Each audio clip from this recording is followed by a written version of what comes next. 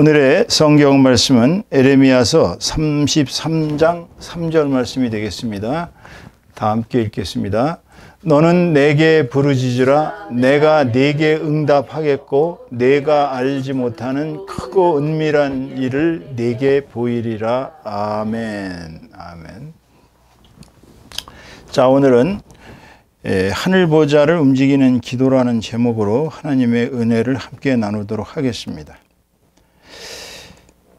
기도가 뭡니까, 여러분? 기도란 네이버 국어사전을 보면 이렇게 나와 있습니다. 인간보다 능력이 뛰어나다고 생각하는 어떠한 절대적 존재에게 빔 또는 그런 의식, 이렇게 나와 있습니다. 여기서 우리가 이제 알 수 있는 것은 절대적인 존재에게 비는 거예요. 그런 또 의식이라는 겁니다. 근데 우리가 알아야 될 사실은 기도는 기독교만의 고유한 의식이 아닙니다. 이게 세계 모든 종족은 어떤 방식이든지 간에 자기들만의 고유한 기도의 방식이 있습니다. 뭐 예를 들어서 우리 고유의 그 무교, 소위 무속에서는 칠성기도, 하느님한테 비는 거를 옛날엔 칠성기도라고 그랬어요. 그 다음에 이제 산에 가서 기도하는 걸 산신기도, 또 바다에 가서 물에 가서 기도하는 건 용왕기도라고 했습니다. 우리 조상들은 이렇게, 그래서 옛날 우리 할머니들이 새벽에 정한수를 떠놓고 장독대에다 하늘을 향해서 칠성님께 비나이다, 칠성님께 비나이다 했던 게 이게 이제 칠성기도예요. 그러니까 우리 조상들에게는 기도의 의식이 나름대로는 있었던 것 같아요. 근데 이게 이제 불교가 들어오면서 불교는 주로 기도를 염불을 합니다. 나무아미타불 하는 염불. 그 다음에 이제 조용히 앉아서 가부좌를 틀고 앉아서 참선을 해요. 그 다음에 이제 묵도라는 게 있습니다. 이제 마음속으로 조용히 기도하는 묵도가 있는데, 근데 이 사람들은 기도의 대상이 사실은 없어요. 이렇게 알고 보니까. 왜 없느냐면 지 마음에서 법을 찾으라고 그래요. 자기 마음에서. 그러니까 우리가 뭐 절대자님 우리 이게 다 자기 마음에 있다는 거예요. 그래서 마음에서 법, 즉 진리를 찾는 행위를 기도라고 그랬습니다. 유교에서는요, 이게 이제 수양 기도라고 해서 이게 굉장히 모순적인 게 이 유교예요. 왜 그러냐면 공자는 제자가 이제 우리가 죽어서 어떻게 됩니까? 라고 물어보니까, 야, 살아서 일도 모르는데 죽어서의 일을 어떻게 하냐? 그러고서 산 것만 얘기해라. 그게 유교예요. 죽어서의 일은 모른다고 얘기를 했습니다. 그러던 사람이, 이 공자가 이 사람의 기록을 보면요, 수시로 하늘에 기도를 드렸어요. 웃기는 게 자기는 죽어서 일을 모른다 그러면서 하느님한테 수시로 기도를 드렸습니다. 그러니까 이런 걸 보면은 모든 뭐 이슬람이고 뭐 힌두교고 다 나름대로 기도들을 합니다. 그런데 중요한 거는 이게 진정한 기도가 아닌 거예요. 왜 그러냐? 대상이 잘못된 거예요. 기도의 대상이. 그러니까 예를 들어서 돌이나 나무나 뭐 고랑이나 코끼리나 뭐 이런 거대한 짐승들한테 기도를 했다고 그래서 그 사람들이 우리한테 들어줄 건 아무것도 없거든요. 그것들이. 그러니까 진정한 기도는 기도의 대상이 바로 만물의 창조주이신 여호와 하나님께만 기도가 갈 수 있는 그런 효력이 있는데, 그분만 효력이 있는 그 소위 기도바를 주실 수가 있는데, 나머지 종교에서 얘기하는 기도는 잘못된 대상에게 기도하는 것입니다. 또 기도를 잘못하면 여러분 사단의 공작에 빠진다는 것을 알아야 합니다. 이게 굉장히 기도가 무서운 거예요. 사실은 기도 잘못하면. 제가 예화를 하나 드릴게요. 보스턴에서 제가 알게 된 엔 장로님, 보스턴에서 아주 한인회에서 유명하신 분입니다. 엔 장로님의 이종 사촌 동생이 L그룹의 3인자이셨어요. 그래서 이 C 사장하고 셋이서 이제 한번 저기 구로구에서 밥을 같이 먹은 적이 있습니다. 아주 좋은 식당에 저를 초대해가지고 이제 셋이서 같이 앉아서 이야기를 하는데, 이 양반이 이제 교회 얘기가 나오니까 이 시사장이 펄쩍 뛰는 거예요. 자기는 교회를 못 믿겠다는 거예요. 안 다닌다. 왜 안 다니냐? 그러니까 자기는 무속이 더 좋대. 왜 무속이 좋냐고 물어보니까 자기 아버지가 다 죽게 생겼는데 무당이 와서 모든 뭐 병원도 다녀보고 모든 약도 뭐 별짓 다 해도 안 낫대요. 그런데 이상하게 무당을 불러다가 구슬하니까 아버지의 병이 낫대는 거예요. 그래서 그걸 보고서 이게 무당이 진짜로 능력이 있구나. 그러면서부터 자기는 무속을 믿는다는 겁니다. 그래서 제가 그거는 하나님의 역사가 아니고 사단의 역사입니다. 제발 그런 잘못된 무속을 믿지 마시고 하나님을 믿으세요. 노 거절하시더라고요. 그러면서 이 사람이 이제 자기가 중국에서 거대하게 진행하는 그 L 그룹의 그 스토어 그 사업에 대해서 장황하게 설명을 하더라고요. 그래서 제가 한마디 얘기를 드렸습니다. 사장님, 친중국 하시면 큰일 납니다. 중국은 잘못하면 다 사업 망합니다. 그 너무 중국에 투자하지 마시고 저 미국 쪽으로 좀 바꾸세요. 그랬더니 중국은 시장이 14억이나 되는데 얼마나 큰 시장인데 중국을 포기하냐. 그것도 어떻게 됐어요, 여러분? L그룹 결국 중국에서 쫄딱 그 스토어 망해가지고 다 아주 헐값에 다 팔아버리고 그리고 그냥 철수했습니다, 여러분. 제가 이 시사장님을 보면서 느낀 것이 우리나라의 최고위층, 우리나라 지금 제일 잘 사는 사람들이 무속을 믿어요. 이 놀라운 사실입니다. 교회 안 다녀요. 그러니까 이런 잘못된 신앙을 가진 분들이 하는 기도는 그게 하나님한테 가는 기도가 아니라는 것을 우리가 알아야 합니다. 기도는요, 하나님과 인간이 연결된, 그러니까 하늘에 계신 하나님과 우리 인간이 연결할 수 있는 유일한 코드. 지금 우리 뇌 속에, 우리가 이제 뇌 속에 코드가 있어요. 이 뇌 속에 있는 코드하고 하나님하고 연결돼 가는 과정. 쉽게 하면 핸드폰으로 우리가 지금 지구상에 있는 거기 무선 위성에서 우리한테 이렇게 쏘는 거잖아요. 우리 핸드폰 걸면은 금방 이렇게 왔다 갔다 하늘에 갔다 이렇게 오는 거거든요. 그런데 우리가 하나님한테 기도를 하면 우리의 코드와 하나님의 코드가 맞춰집니다. 그래서 하나님이 우리가 기도를 하면 천사들이 우리의 기도를 가지고 하늘나라에 올라가서 은쟁반의 기도를 닮아가서 하나님한테 기도를 올립니다. 그리고 하나님께서는 그 순위에 따라서 필요한 거, 그러니까 하나님이 기도를 들어주시는 순서는 어떤 순서죠? 주로 남을 위한 기도. 정말 좋은 일을 위한 기도는 하나님이 즉각 들어주시고 자기 자식, 자기 가족들 잘 되게 해달라고 하는 기도는 제일 늦게 들어주시는 경향이 있어요. 그러니까 우리가 기도할 때 남을 위한 중보 기도가 자기에게 상급이 된다는 걸 아셔야 됩니다. 그런데 이 기도는 우리 크리스찬들이 특권을 가진 거예요. 왜냐하면 사실 우리가 청와대에 전화 한 통 하면 안 됩니다. 받아주는 사람이 없어요. 왜냐하면 극비거든. 그러니까 하늘나라에 하나님한테 우리가 직접 전화를 거는 거나 똑같은 게 기도예요. 그럼 이게 얼마나 엄청난 특권입니까?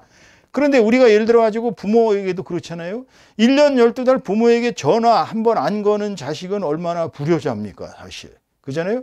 그런데 한 달에 한 번이라도 부모한테 전라도 어디 사는 부모한테 여기 서울에 있는 자식이 아무 전화도 없이 한 6개월, 7개월 그랬다고 보세요. 부모가 궁금해 미치겠죠. 그것처럼 하나님께서 우리가 기도를 안 하고 그냥 몰라라 하시면요, 하나님께서 엄청 섭섭해 하십니다. 그러니까 기도는 특권입니다. 동시에 의무예요. 하나님에 대한. 아시겠죠? 그러니까 기도를 자주 하는 자식을 하나님께서는 좋아하십니다.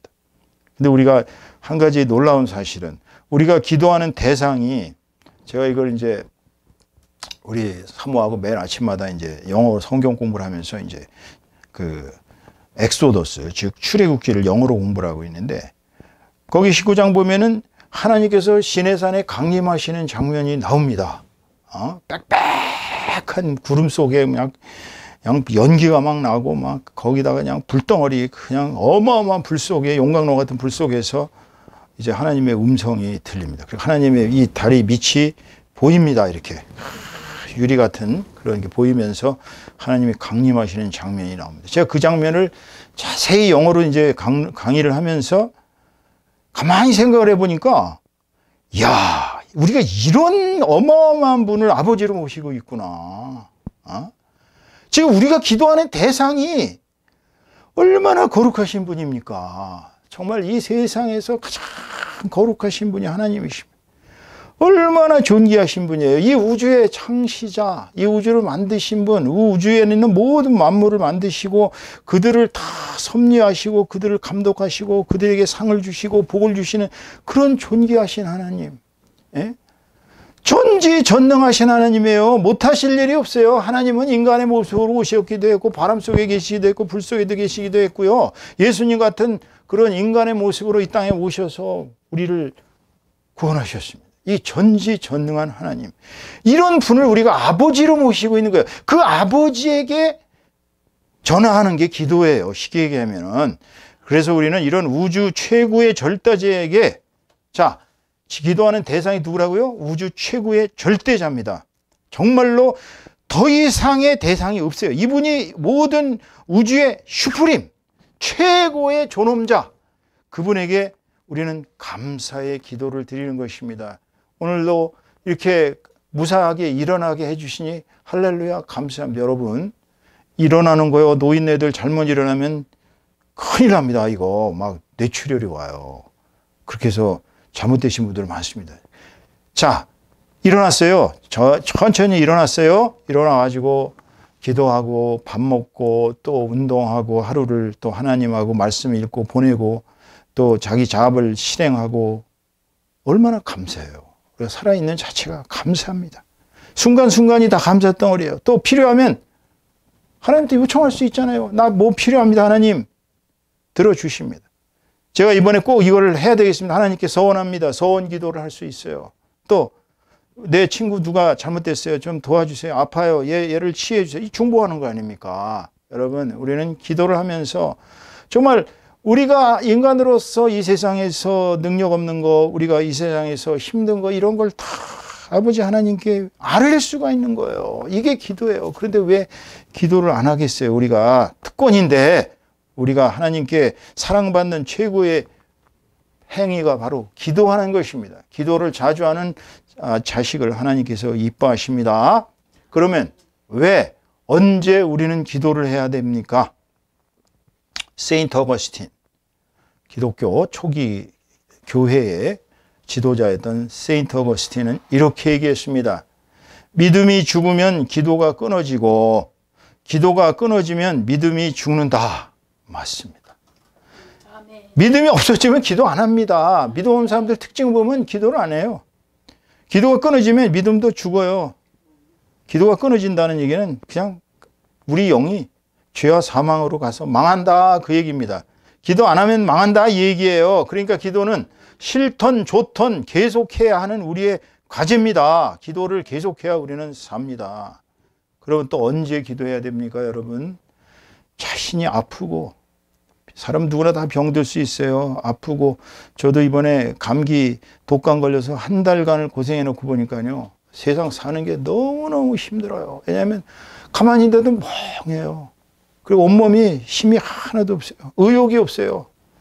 그게 아프다는 거를 저만 해도 성령을 받은 사람이니까 하나님께 기도하는 특권이 있지만 웬만한 사람들이 아프면 얼마나 괴롭겠어요. 이 신유 사역이 굉장한 겁니다. 그렇기 때문에.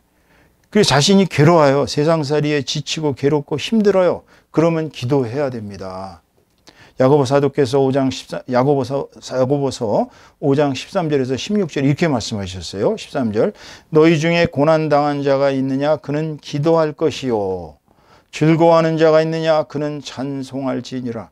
14절, 너희 중에 병든 자가 있느냐? 그는 교회의 장로들을 청할 것이요. 그들은 주의 이름으로 기름을 바르며 그를 위하여 기도할지니라. 15절, 믿음의 기도는 병든 자를 구원하리니 주께서 그를 일으키시리라. 혹시 죄를 범하였을지라도 사하심을 받으리라. 기도하면. 16절, 그러므로 너희 죄를 서로 고백하며 병 낫기를 위하여 서로 기도하라. 의인의 간구하는 역사하는 힘이 큼이라. 그러니까 우리가 참된 마음으로 하나님께 기도하면 우리는 병이 날 수가 있습니다. 세 번째로, 언제 기도합니까? 혹시 내 속에 귀신이 역사하는 거 아닌가라는 의심이 들 수가 있어요. 이 귀신은요, 수시로 찾아옵니다. 귀신은 24시간 우는 사자가 먹이를 구하듯이 우리를, 영혼을 노략질하기 위해서 우리를 끊임없이 쳐다보고 있습니다. 그때 우리가 까딱 잘못하면 귀신 듭니다. 기도 잘 하셔야 됩니다. 그러니까 방언 기도한다고 잘못해서 귀신 들린 사람도 있어요. 치유받는다고 엉뚱한 사람한테 가서 잘못 안수받으면 귀신 듭니다. 여러분 조심해야 돼요. 산기도 간다고 혼자 야밤에 잘못된 곳에서 기도하시면 귀신 들어갈 수 있습니다. 그러면 어떻게 해야 돼요? 귀신을 내쫓아야죠. 귀신을 내쫓을 수 있는 유일한 길은 기도밖에 없어요. 마가복음 9장 29절에서 주님이 이렇게 얘기하십니다. 이르시되 기도 외에는 다른 것으로는 이런 종류가 나갈 수 없느니라 하시니라. 이런 종류는 귀신입니다. 어떤 아이가 귀신 들려갖고 막 가다가 불 속에도 뛰어들고 물 속에도 뛰어들고 그냥 막 안지를 하듯이 막 이러고 난리를 치니까 그 아버지가 제자들한테 가서 제발 좀 내 아들을 좀 고쳐주세요. 그 제자들이 귀신을 나가라! 나가라! 그래 안 나가요. 그러니까 할 수 없이 예수님한테 가서 사정하니까 예수님이 너희들이 믿음이 왜 이렇게 없느냐. 그러면서 예수님이 딱 노려보고서 귀신아 그 아이의 몸에서 나오라! 라고 한 말씀 하시니까 부르르 떨면서 아이는 쓰러지고 귀신은 나갔습니다. 그랬더니 제자들이 예수님에게 묻습니다. 예수님, 왜 예수님은 귀신을 저렇게 쉽게 내쫓으셨는데 저희는 안 될까요? 그랬더니 주님께서 이르시되 기도 외에는 다른 것으로는 이런 종류가 나갈 수 없느니라 했거든요. 기도하시면 귀신도 내쫓을 수 있습니다. 근데 또 저기 저 베레아 그 사람들처럼 허구한 날 사역이 귀신 쫓는 사역만 하시면 안 됩니다. 그쪽 교회가 좀 이상해가지고 허구한 날 귀신 쫓는 걸로다가 카타르시스를 일으켜서 성도들은 어마어마하게 많이 모았는지 몰라도 그것이 사역의 본질은 아닙니다. 자, 네 번째로요. 언제 기도해야 됩니까? 사람은 살면서 다 범죄할 수 있습니다. 세상의 법은 범죄가 아니라 할지라도 하나님 보시기에 범죄를 범할 수 있습니다. 범죄면 시험에 듭니다. 마귀가 계속 역사하기 시작합니다. 이제는 악의 세력에 휘둘리기 시작합니다. 이럴 때 기도하셔야 됩니다. 사람은 느껴요. 제가 악의 세력에 물들고 있구나 하고 느낍니다. 마가복음 6장 12절에서 13절 말씀을 보면 주님이 우리에게 주기도문을 가르쳐 주셨습니다. 12절 우리가 우리에게 죄 지은 자를 사하여 준 것 같이 우리 죄를 사하여 주옵시고 13절 우리를 시험에 들게 하지 마옵시고 다만 악에서 구하시옵소서. 예수님은요 우리가 평생 해야 될 주기도문으로서 우리 죄를 사하여 달라고, 우리가 살 동안은 죄를 사함받을 수 있어요. 우리가 주님한테 하나님한테 기도하면 하나님은 우리 죄를 사하여 주십니다. 두 번째로 우리가 시험에 계속 들 수가 있어요. 그런데 시험에 들지 않게 해달라고, 그리고 우리를 악에서 구해달라고. 이 주님의 기도, 이 주기도문에서 가장 핵심적인 얘기는 바로 악에서 구하소서. 다만 악에서 구하옵소서. 이 세상은요 악이 99%고 선이 1%라고 보시면 틀림없어요. 이런 그 어떤 지뢰밭 속에서 사는 게 인생이기 때문에 주님은 일평생 우리에게 악에 물들지 않게 기도하라고 얘기하신 것입니다.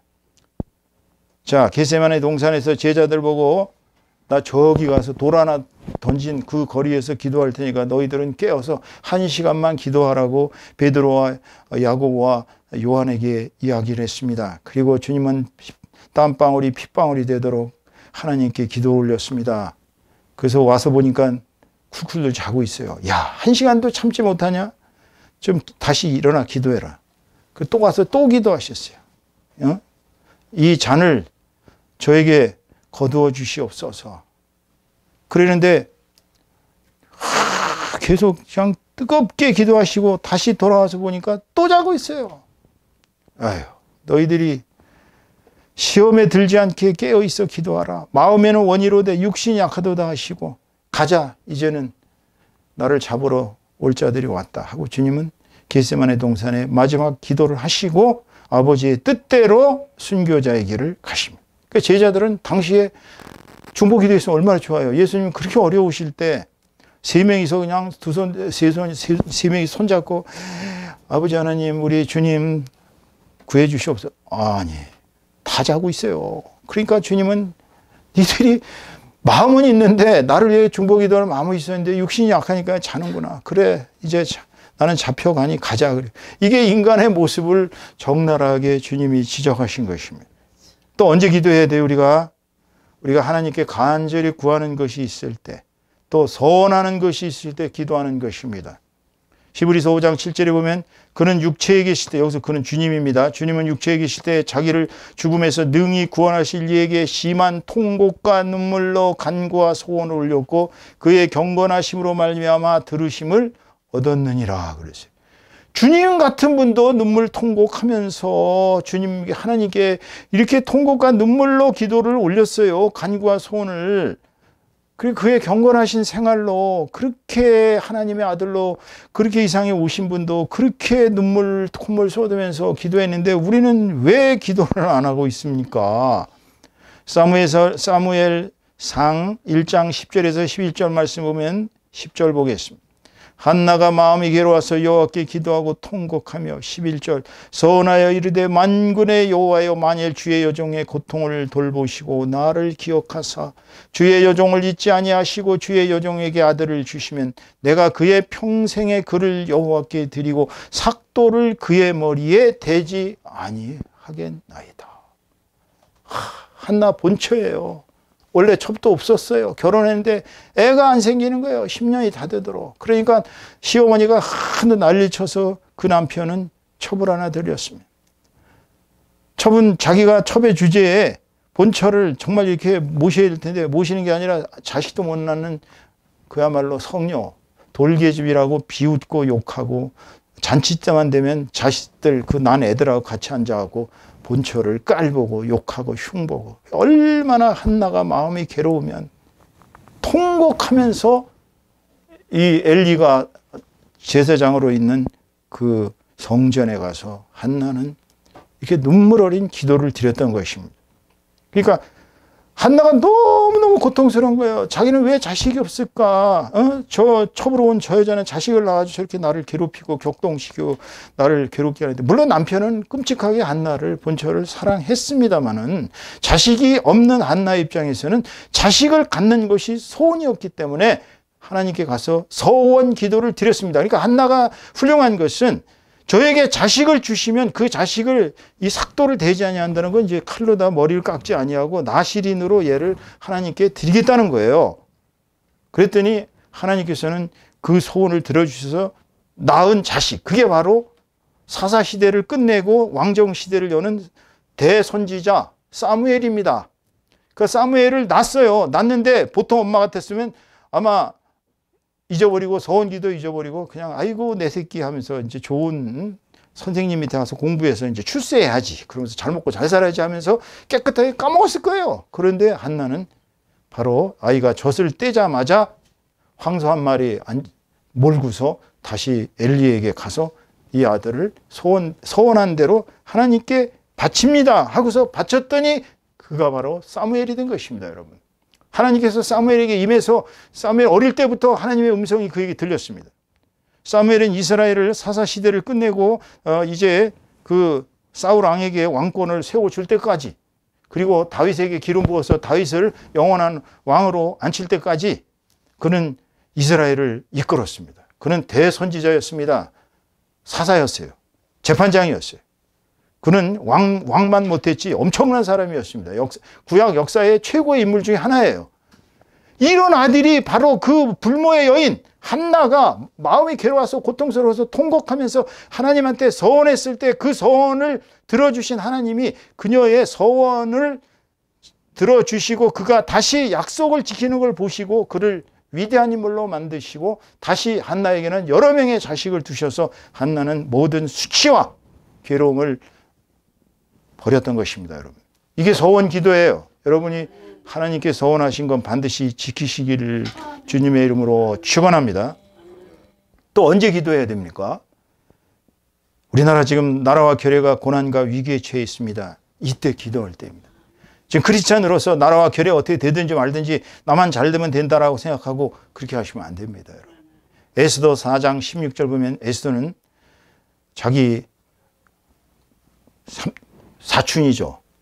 모르드게 사춘이에요. 사실 삼춘이 아니라 사춘입니다. 그런데 자기 딸로 삼았거든요. 사춘이. 모르드게에게 얘기합니다. 당신은 가서 수산에 있는 유다인들을 다 모으고 나를 위하여 금식하되 밤낮 3일을 먹지도 말고 마시지도 마소서. 나도 나의 시녀와 더불어 이렇게 밤낮 3일을 금식한 후에 규례를 어기고 왕에게 나아가리니 죽으면 죽으리다. 그 유명한 구절. 죽으면 죽으리다. 자, 유다 민족이 다 죽게 생겼어요. 그 정말 하만이라는 그 정말 악당이 이제 유다 민족을 다 절멸을 시키자고 왕을 꼬드겨 가지고 자기 재산을 내놓고서 절멸시킬 계획을 세워서 왕이 도장까지 이렇게 찍었습니다. 그 유다인들이 이제 다 죽게 생겼어요. 그랬더니 유다인의 수장이나 마찬가지인 모르드게가 이제 왕 에스더를 만나서 네가 가만히 있으면 너는 살 수 있는 것 같지만 너도 죽는다. 유다인이기 때문에. 그러니까 네가 이제 이 일을 좀 해결해 다오라고 자기 딸이자 자기 사촌 동생인 이 에스더 왕후에게 얘기하니까 에스더 왕후도 고민이죠. 왜냐하면은 그때 당시에 그들의 법에 의하면은 그 페르시아 법에 의하면은요 왕이 오라고 여자를 부르지 않았는데 만약에 여자가 먼저 가면 그냥 쳐 죽여라 해요. 그냥 시위가 있다가 그냥 쳐 죽이는 것입니다. 그러니까 만약에 왕이 부르지도 않았는데 가면은 그냥 죽는다는 걸 알면서도 에스더는 3일을 금식한 후에 왕에게 나아갑니다. 이제 하늘에 맡기고 갑니다. 가는데 왕이 보니까 너무너무 사랑스럽고 예쁜 거예요. 그랬더니 이제 금오를 던집니다. 금오를 던졌다는 얘기는 네가 나에게 오는 걸 승인했기 때문에 너는 안 죽는다 이 얘기입니다. 그러니까 죽으면 죽으리다 하고 자기 민족을 위해서 기도했던 에스더의 기도를 하나님께서 들으신 것입니다. 여러분, 지금 우리는 에스더의 기도를 해야 될 때인 것입니다. 다니엘서 9장 3절에서 6절에 보면 이렇게 얘기합니다. 다니엘이 3절 내가 금식하여 베옷을 입고 재를 뒤집어 덮어쓰고 주 하나님께 기도하며 간구하기를 결심하고 4절 내 하나님 여호와께 기도하며 자복하여 이르기를 크시고 두려워할 주 하나님 주를 사랑하고 주의 계명을 지키는 자를 위하여 언약을 지키시고 그에게 인자를 베푸시는 이시여. 5절 우리는 이미 범죄하여 패역하며 행악하며 반역하여 주의 법도와 규례를 떠났사오며 6절 우리가 또 주의 종 선지자들이 주의 이름으로 우리의 왕들과 우리의 고관과 조상들과 온 국민에게 말씀한 것을 듣지 아니하였나이다. 7절 주여 공의는 주께로 돌아가고 수치는 우리 얼굴로 돌아옴이 오늘 같아서 유다 사람들과 예루살렘 거민들과 이스라엘이 가까운 곳에 있는 자들이나 먼 곳에 있는 자들이 다 주께서 쫓아내신 각국에서 수치를 당하였사오니 이는 그들이 주께 죄를 범하였음이니이다. 여러분 이게 왜 다니엘이 기도했는 줄 아세요? 바빌론 유수가 일어난 지 그러니까 바빌론의 유대민족이 잡혀간 지가 딱 이해가 이제 70년 되는 해입니다. 근데 에레미야 선지자의 입을 통해서 70년이 지나면 그들은 다시 예루살렘으로 돌아온다고 예언한 것이 있습니다. 그러니까 다니엘은 이제 자기 민족의 죄를 자기가 온팡 다 뒤집어 쓰고 이제 70년이 됐으니까 이제 돌아갈 때가 됐으니까 하나님 이제 기적을 베풀어 주시옵소서 하고 자기 민족의 죄를 다 고백하면서 다니엘은 눈물로 금식하며 기도했던 것입니다. 지금 우리가 바로 이렇게 에스더와 다니엘과 같은 마음을 가지고 우리 조국과 우리 교회를 위해 기도할 때인 것입니다. 지금 우리 민족은 지금 누대의 정말 영광으로 가느냐 하나님 나라의 제사장으로 가느냐 아니면 완전히 타락해서 이제는 저 아프리카 국가들 같은 수준 떨어지느냐 하는 그러한 절대절명의 위기에 처해 있습니다. 여러분 기도하십시오. 그 다음에 언제 기도해야 됩니까? 자신이 영광과 존귀와 부유함을 얻었을 때 감사 기도하는 것입니다. 지금까지는 주로 고난에 처하고 어려울 때 처했을 때의 기도지만 잘 돼도 기도하셔야 됩니다. 감사 기도하셔야 돼요. 그냥 잘 되니까 그걸로 잊어버리고 부자가 되니까 잊어버리고 이렇게 하시면 안 됩니다. 부자가 되면 11조를 바치고 교회를 위해 헌신하고 또 목회자들을 위해 지원하고 또 가난하고 불쌍하고 힘든 그런 주의를 위해 기도하고 그들을 도와주고 이런 감사의 기도를 해야 될 때인 것입니다. 여러분. 그렇다면 이제 어떻게 기도해야 되는가? 기도의 방법을 가르쳐야 할 것 같습니다. 하나님께서 우리에게 원하시는 기도는 첫째 믿음의 기도입니다. 믿지 않고 하는 기도는 아무 소용이 없어요. 애들 얘기 말 맞다는 말짱 꽝입니다. 믿지 않는데 하나님께서 왜 기도를 들어주시겠어요?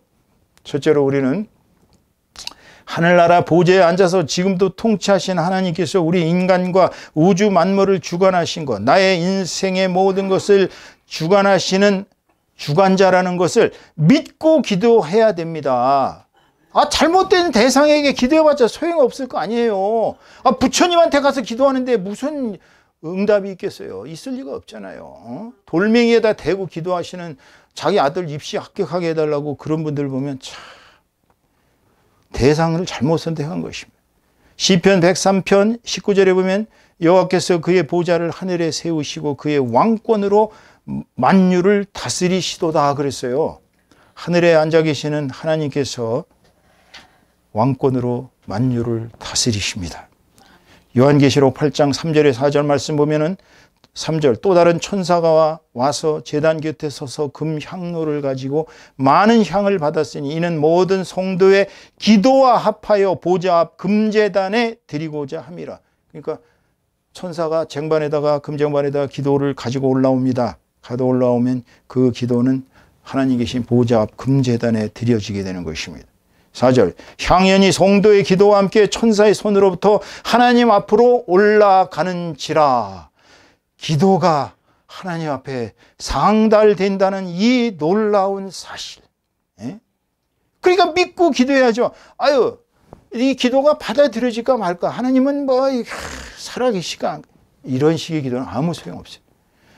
그래서 오늘 에레미야서 33장 3절의 말씀, 너는 내게 부르짖으라. 이게 누구예요? 너는 백성들, 이스라엘 백성은 내게 누가 여호와 하나님께 부르짖으라니까. 내가 네게 응답하겠고. 하나님은 반드시 응답하십니다. 빨리 응답하시든 늦게 응답하시든. 늦게 응답하시는 건 적절한 때, 적절한 시간에, 적절한 공간에서 정확하게 응답하시는 것입니다. 응답 안 해주시는 거예요. 그거 응답 들어주다가 얘 망할 것 같으면 절대 안 들어주시는 거예요. 그러므로 하나님은 네가 알지 못하는 크고 은밀한 일을 네게 보이리라. 오늘 본문 말씀입니다. 저는 이 구절을 읽을 때마다요 정말 은혜가 됩니다. 왜냐하면 우리를 부르짖으라는 거예요. 하나님께서. 그러면 응답하고 너희들이 알지 못하는 거, 우리는 이 세상에 알지 못하는 게 대부분이에요. 우리가 아는 거 아무것도 없어요. 그런데 하나님은 영계의 모든 우주 만물의 주인이시기 때문에 하나님께서는 모든 방법을 다 동원하실 수 있어요. 합력하여 선을 이루시는 하나님이십니다. 여러분. 두 번째로 어떻게 기도해야 됩니까?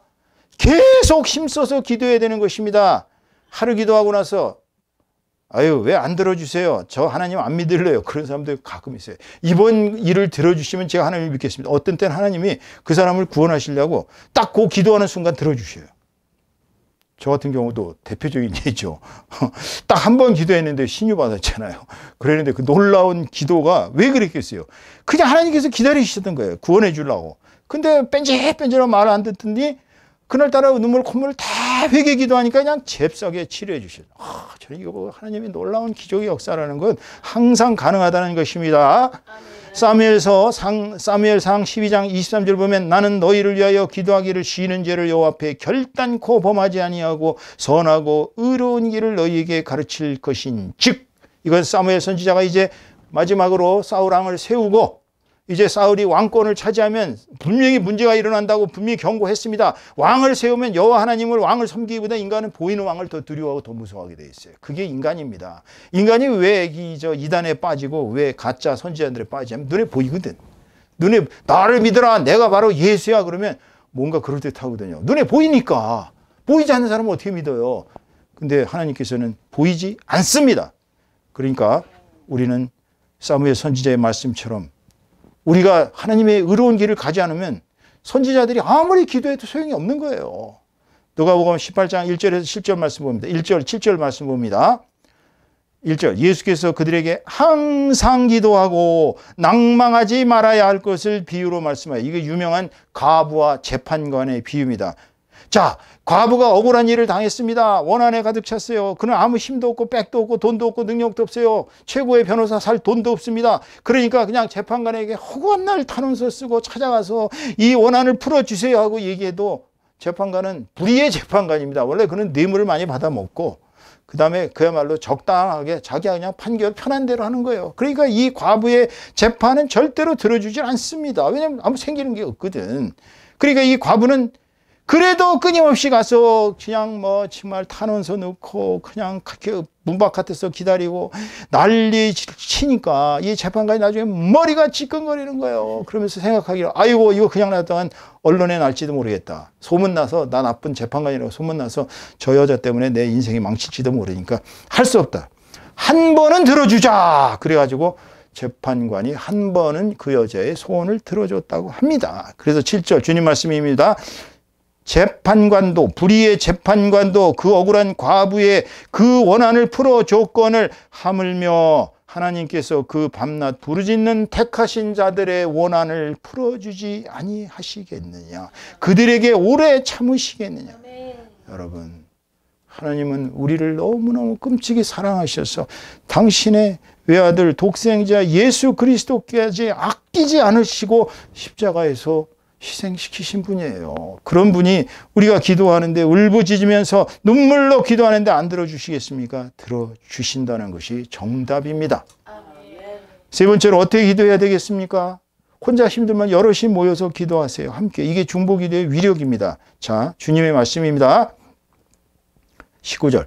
진실로 다시 너희에게 이르노니 너희 중에 두 사람이 땅에서 합심하여 무엇이든지 구하면 하늘에 계신 내 아버지께서 그들을 위하여 이루게 하시리라. 두 사람만 모여서 합심해서 기도하면 들어주신대요. 그러면 20절. 두세 사람이 내 이름으로 모인 곳에는 나도 그들 중에 있느니라. 그 두세 사람이 모인 곳이 어디예요? 교회예요. 교회. 두세 사람만 모여도 주님은 기도를 들어주신다는 겁니다.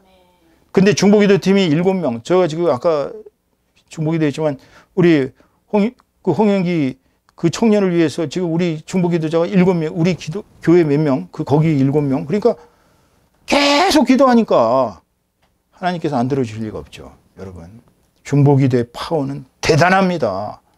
중보기도 하세요. 네 번째, 어떻게 기도해야 됩니까? 예수님의 보혈을 의지해서 하나님께 담대하게 기도하셔야 됩니다.